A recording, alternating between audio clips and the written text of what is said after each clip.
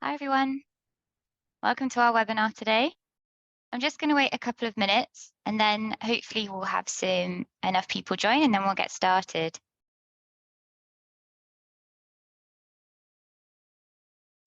Yeah, so just a few introductions. My name's Rebecca Northeast and I'm a product manager here at Proteintech. And today I'm going to be talking to you about the power of antibody labeling for multiplex imaging and flow cytometry.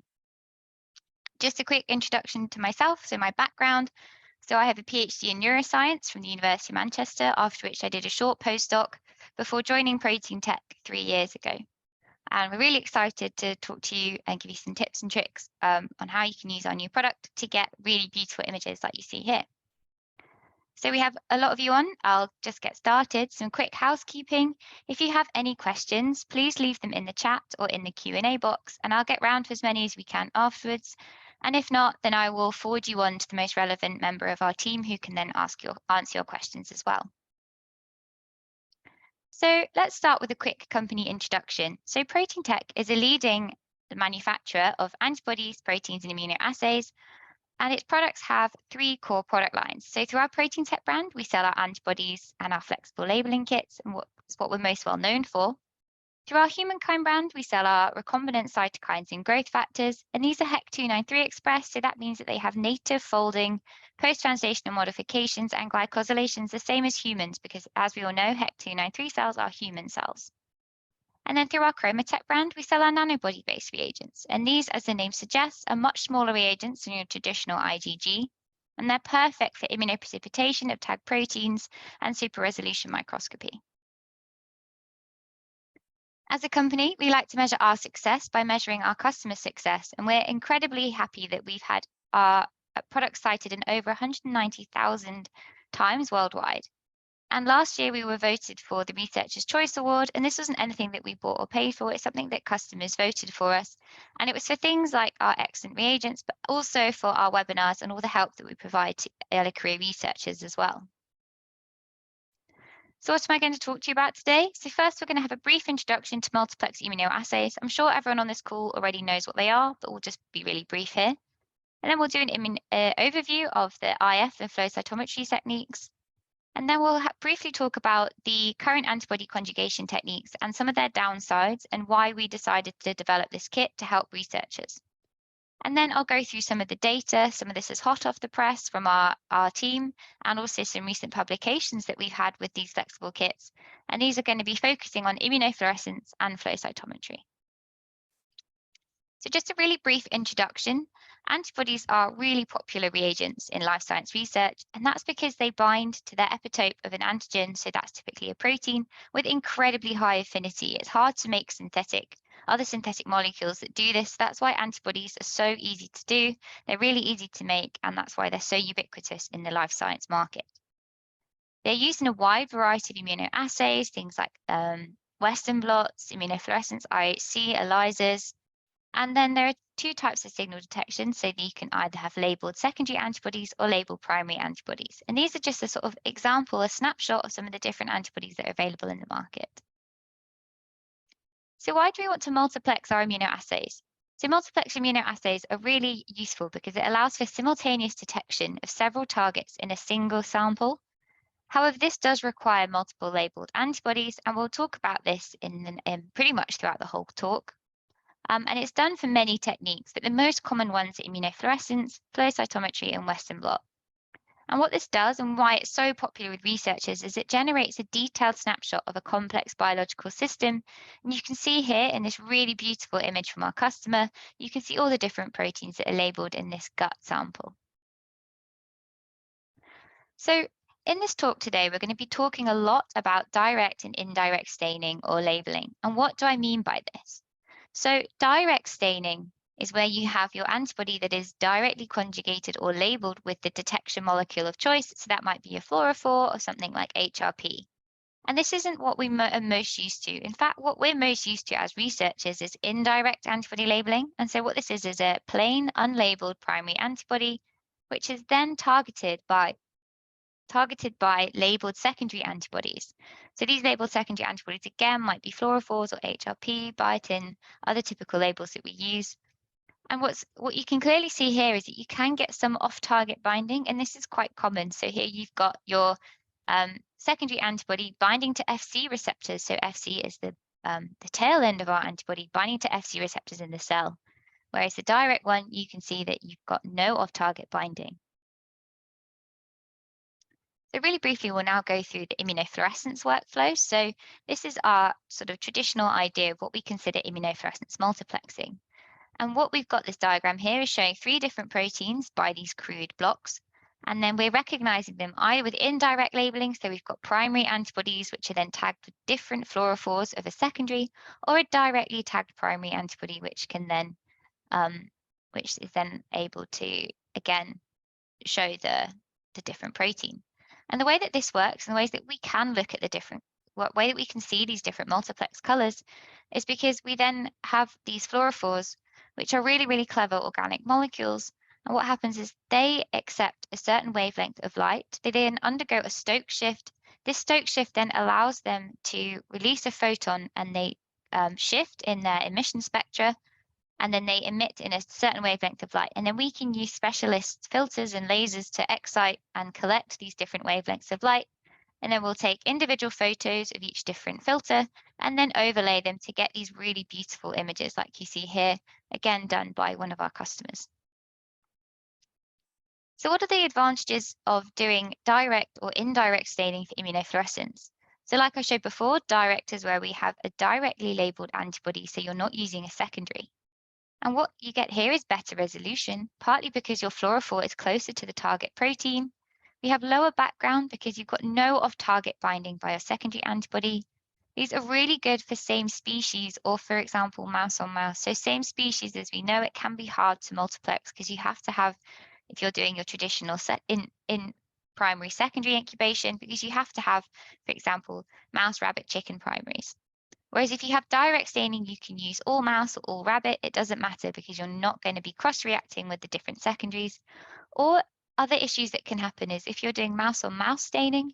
So mouse on mouse problems occur because you're using a mouse primary antibody in a mouse tissue, and then that mouse secondary antibody can sometimes off-target bind and cause high background because of the just because of the classic mouse receptors in that tissue, as you can imagine. So I've had some customers talk to me about this before, that it's a major problem, and we've solved their problems right away by using directly labeled antibodies. It's also faster and simpler. You don't have any wash steps because you haven't got the primary and secondary incubations. And then we move on to indirect. And indirect is pretty much has one of the main advantages of indirect is that you do sometimes get better signal amplification. And this actually is only really needed for less abundant or low abundant targets. So next we're talking about flow cytometry. So what is the brief overview of flow cytometry? So flow cytometry is a really powerful technique that allows us to sort and analyze subpopulations of cells from heterologous mixture. So this might be, for example, where you have your sample of PBMCs and you want to look at the different proportions of immune cell populations in those PBMCs. And this is typically done by labeling extracellular targets with antibodies that are directly conjugated with a fluorophore. The cells are then passed. They go through what's called a sheath, and they're forced into a sort of line of single cells. They're then hit with a laser. This laser then excites all the different fluorophores on that cell, and then you can collect the different wavelengths of light with various filters. And then that gives you the single cell events, which you then collect and then analyze over time. So antibodies for flow cytometry it's a really huge market. There are many, many companies that sell often some of them just sell flow cytometry antibodies, because flow cytometry is a really over the past 10, 20 years has become a really, really popular technique and has really kind of blown up in the antibody space.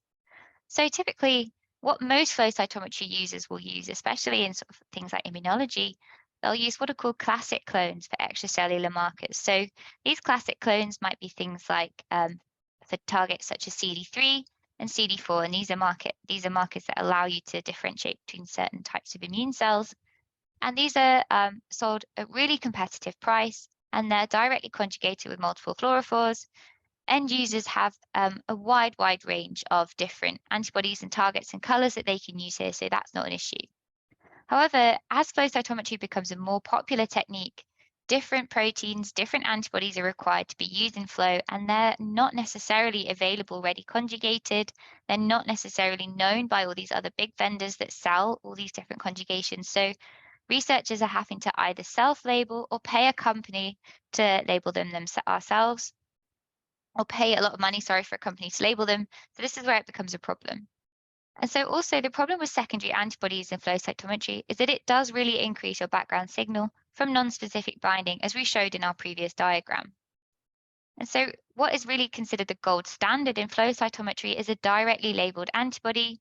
However, when this is impossible, customers sometimes resort to secondary antibodies, and then this also limits your panel building by using primary species.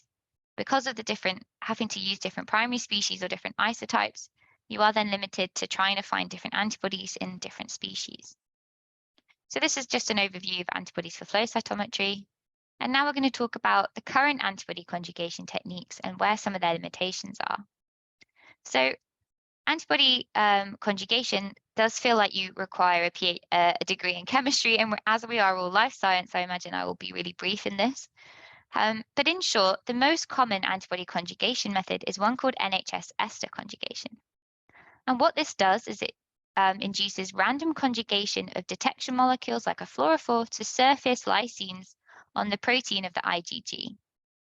However, what can happen here is that because it's random conjugation, sometimes this conjugation can occur in the paratrope, which is the binding portion of your antibody, and so therefore it kind of damages the antibody or it makes it less effective.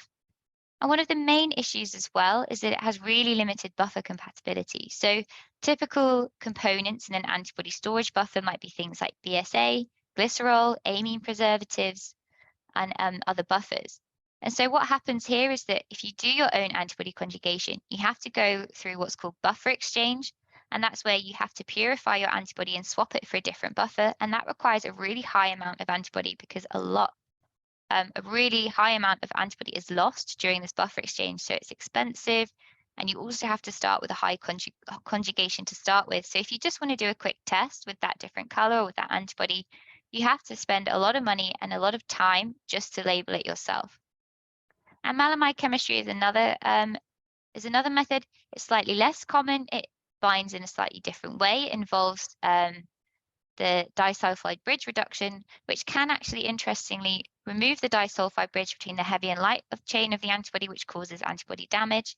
And again, it has really limited buffer compatibility, and a high amount of antibody and concentration is required in order to just go through this step.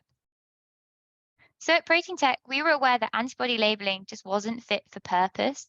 And we decided that researchers needed an antibody labeling technique that was quick and easy to use, does not require high antibody quantity or concentration, is compatible with all storage buffers, and does not damage or disassemble the antibody. So this is where we came up with our flexible antibody labeling kit, and we called it flexible because it really is. It can be used with any antibody, any color, and any time. It's so quick, you can use it in just 10 minutes and it's ready to go. So what are the benefits of the Proteintech flexible antibody labeling kit? Well, one is that it's compatible with any primary antibody. We've actually tested from 30 different antibody companies. So we've not just tested in Proteintech antibodies. We're fully aware that people shop around for their different antibodies. We're not just going to limit it to ours. And the main big seller, and the thing that when I've spoken to customers about this and other scientists, they're most excited because it allows you to multiplex same species antibodies really quickly. Like I said, it works with any antibody concentration and formulation, so really low concentrated antibodies. It works in any kind of buffer, so glycerol, BSA, and you can label as little as 0.5 micrograms. And we've even got some flow data that shows, and I'll show you this at the end, you can label as little as 0.025 micrograms, and no buffer exchange is required, so you're not losing any antibody when you're trying to do the buffer exchange.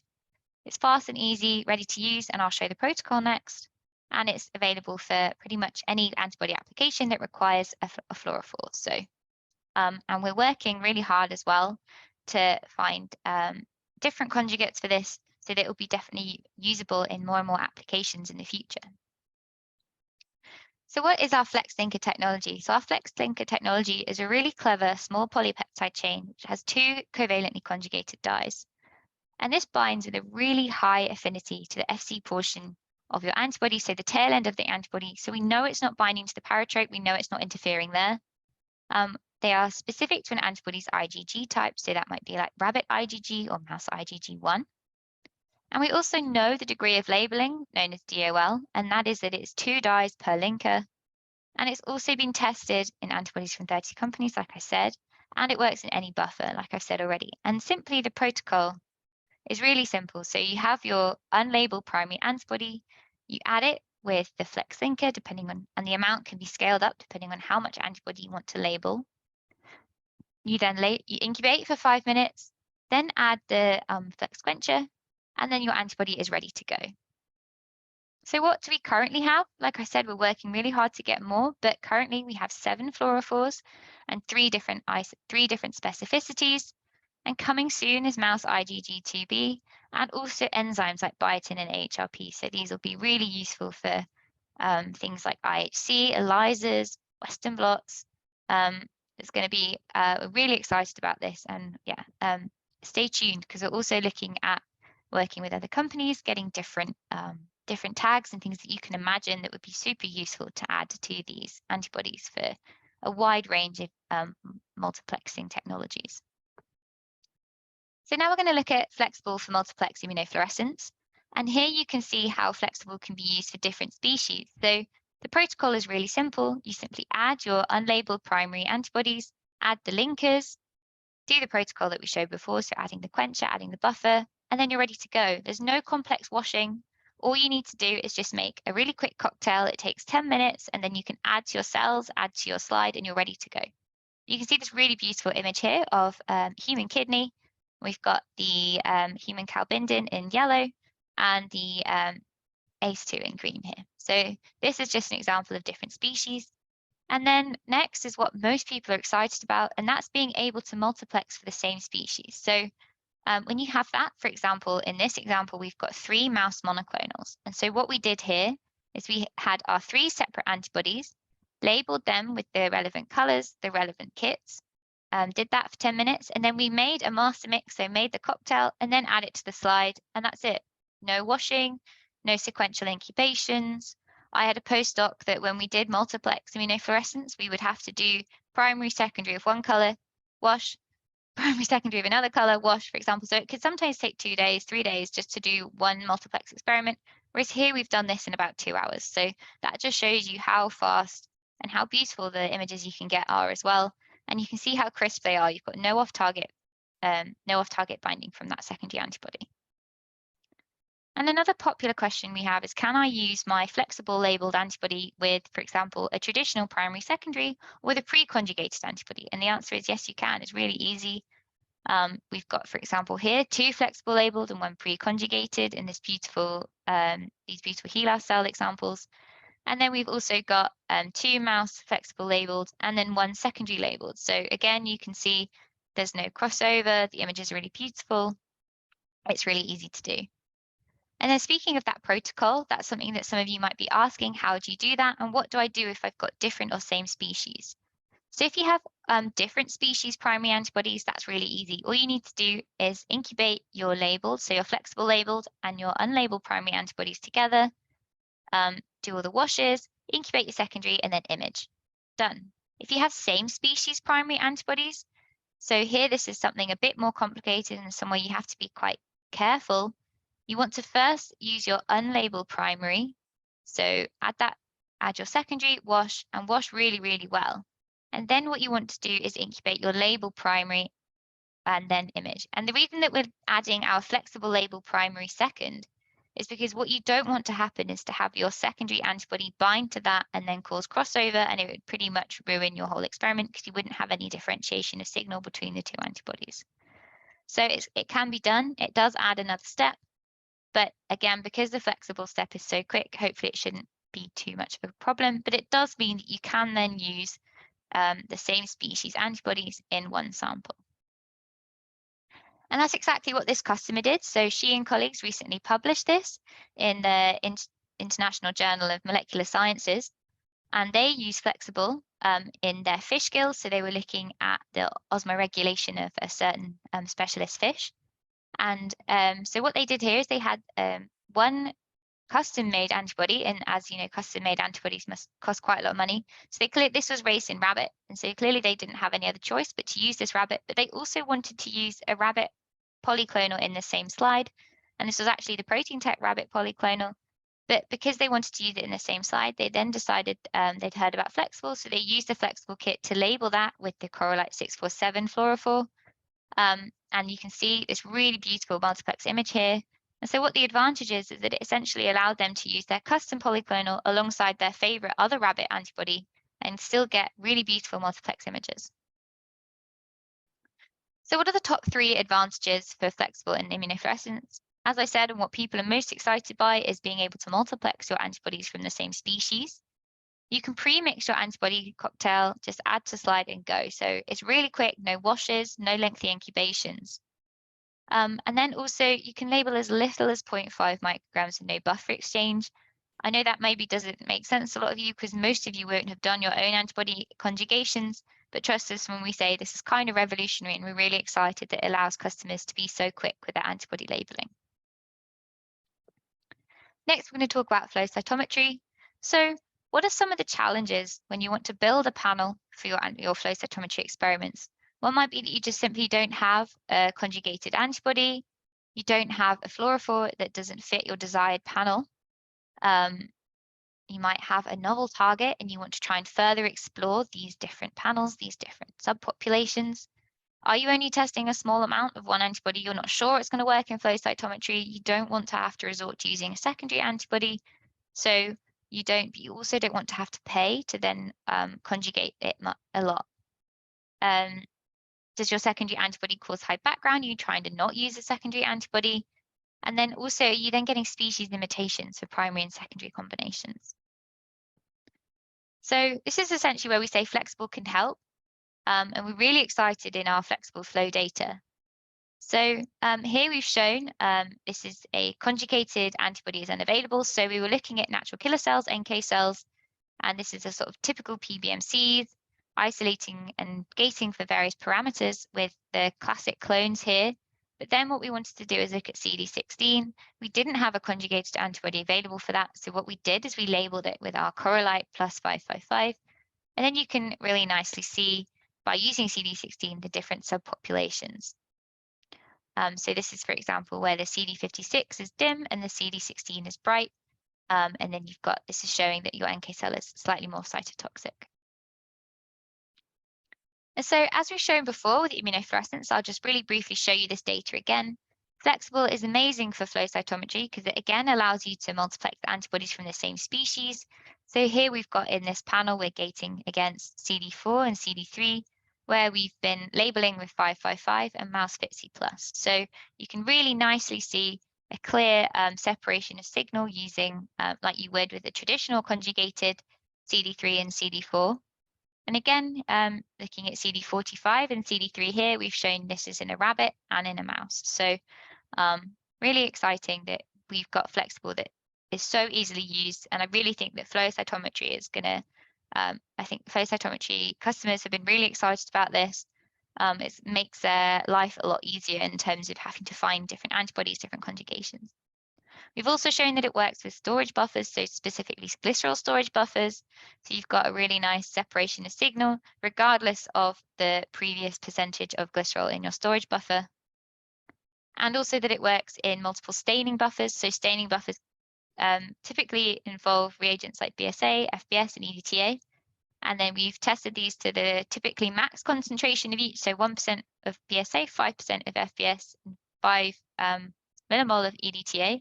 And again, we've shown no change in the separation here, indicating that these different components, these different reagents aren't interfering with the FlexAble binding to the antibody. And therefore, you can still really nicely get that separation of signal and therefore use FlexAble pretty much however you like. Intracellular flow is a really hot topic now in flow cytometry.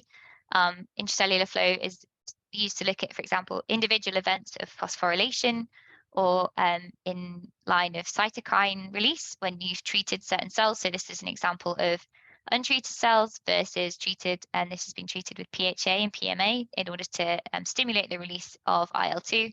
And you can really nicely see this increase in signal by labeling this IL-2 antibody with a FlexAble kit, indicating that it allows the antibody to be intracellular, that you haven't got any issues with sort of primary, secondary intracellular antibodies that can occur when you get the intracellular antibody stuck in the cell, causing high signal.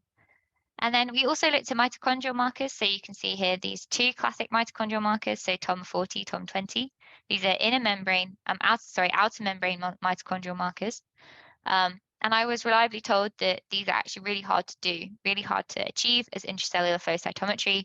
And using FlexAble kit didn't hinder that at all. It was really great. And you can again see clear separation of signal. So you can see the positive population of these mitochondrial cells. And then another thing we wanted to see is theoretically how little of antibody can we label and still see distinct labeling of positive and negative populations. So essentially we wanted to show the lower limits of antibody labeling. So we've been saying all the time, typically label 0.5 micrograms of antibody, but what we did is we did serial dilutions and we were able to show that you could still see clear separation of positive and negative signal when labeling as little as 0.025 of purified antibody. And this is really exciting. It shows how high the affinity and how high the degree of labeling is with the FlexAble kit, and that you can use as little as this, especially in flow cytometry. We've also had some customer publication data in flow cytometry. And so what these colleagues did in advanced science, they were looking at this, they were looking at murine tumor cells, I believe, and they were looking at BCAT2, and BCAT2 isn't a typically used flow cytometry marker. And so they wanted to explore the differential effects in CD8 positive T cells. And what they did is they used our FlexAble labeling kit in order to do that. And so rather than having to use a secondary antibody or conjugate it, costly conjugation themselves, they were really quickly able to use this BCAT2 and sort of show a proof of concept. This was in the supplementary material. It was a proof of concept staining. And so like we said, this FlexAble advantage here removed the need of the secondary antibody or an expensive custom conjugation. And then I've sort of got a little bonus one here, which is just showing that FlexAble is really great for multiplex Western blotting. So we've got different species, same species, and also triple same species. So if you are one of the labs that is moving into fluorescent Western blot, or you've been using fluorescent Western blot for a while, do consider FlexAble. We've had really great success and great feedback from customers on it. So yeah, this was just a quick bonus because I know this talk was on flow cytometry and immunofluorescence, but there might be some of you out there who are interested in using it for Western blot as well. And now this is one of my last slides. So these are some of the FAQs that we've had because we've had FlexAble out since October, I believe. So these are some of the questions that we've had. So one of the main questions is, can I store the antibody once it's been labeled with a FlexAble kit? And we do not recommend this. This really depends on the stability of the primary antibody. We haven't had consistent labeling after say a day or 7 days, depending on the antibody. So we do recommend that you label fresh each time, as it only takes 10 minutes. And because you can label as little as 0.5 micrograms, it's really not that much of a hindrance having to label it each time. So we really do recommend, for best results, labeling fresh and to not store it and use it again once it's been labeled. So standard questions: how do I store it? Store in the freezer, and obviously avoid light exposure because most of them are fluorophore tagged. Do you need to aliquot the components of the kit? No, not really. We do not recommend aliquoting. They remain active throughout 50 freeze-thaw cycles. If you are planning on using it for more than 50 freeze-thaw cycles, then maybe you could consider aliquoting to maintain the longevity of the kit, but it's really not necessary if that's not what you're planning on doing. We've shown the minimum is as little as 0.5 or even lower. And then also, what's the largest quantity you can label? Well, you can pretty much scale up any antibody amount that you have depending on the size of the kit. So for example, a standard kit size is 50 reactions and you can label up to 25 micrograms of one antibody, or you could do 50 different antibodies with that one kit. So here's a quick summary. So like we said, it's a 10-step 2-minute protocol, 10-minute 2-step protocol. You can easily label your antibodies for multiplex experiments. There's no restrictions on buffer components, and it's really great for multiplexing same species. And because you attended today, all 200 of you, thank you so much for being online. You are able to apply for a FlexAble kit for free. And this is subject to certain terms and conditions. So for example, while it's subject to stock availability and the sample size is 10 reactions. And currently what we offer is that these different IgG specificities and these different fluorophores. And like I said, stay tuned. There's going to be a load more releases this year and in the years to come. And yeah, from that, I'm going to say thank you and just briefly go through the questions, see if there's any I can answer, and then we'll then sign off and send you the free sample form in the follow-up email. So one of the questions is, do we have FlexAble for human antibody? And that is coming out later this year. We're going to have a total human antibody FlexAble kit. That question is from Ivan. So hopefully that will be good and work for you guys. Is the Correlite fluorophore compatible with storm imaging? I think they are. I will have to get back to you with that. So I don't want to say whether or not definitively if it is.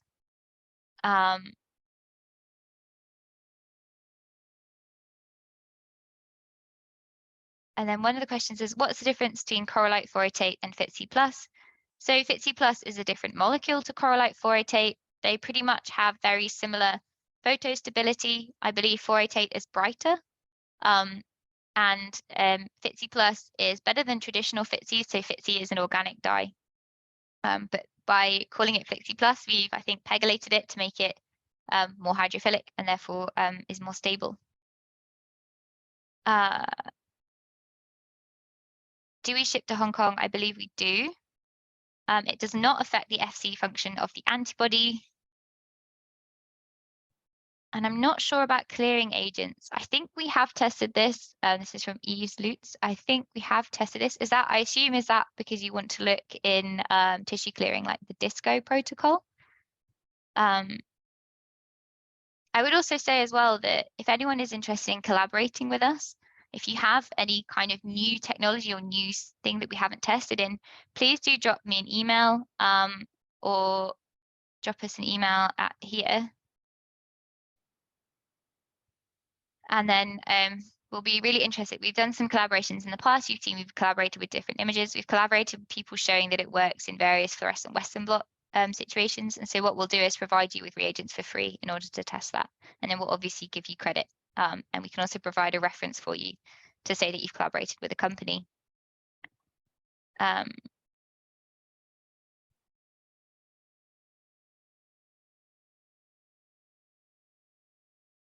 And one says, how do we set up an IF control, like a negative control? So what you could do here is just simply incubate with the flex linker and quencher on its own. And then that would show that it's not binding to anything endogenous in your sample. I'm sorry, there's lots of questions. Thank you very much for all the wonderful questions. It's just a bit hard when you're on your own to go through them all. Could you bleach the fluorophore to do a multiplexing assay? I think people have to, I guess that's when you want to run like lots of fluorophores at once. I think there are protocols out there. I don't know if anyone's tried that yet with this.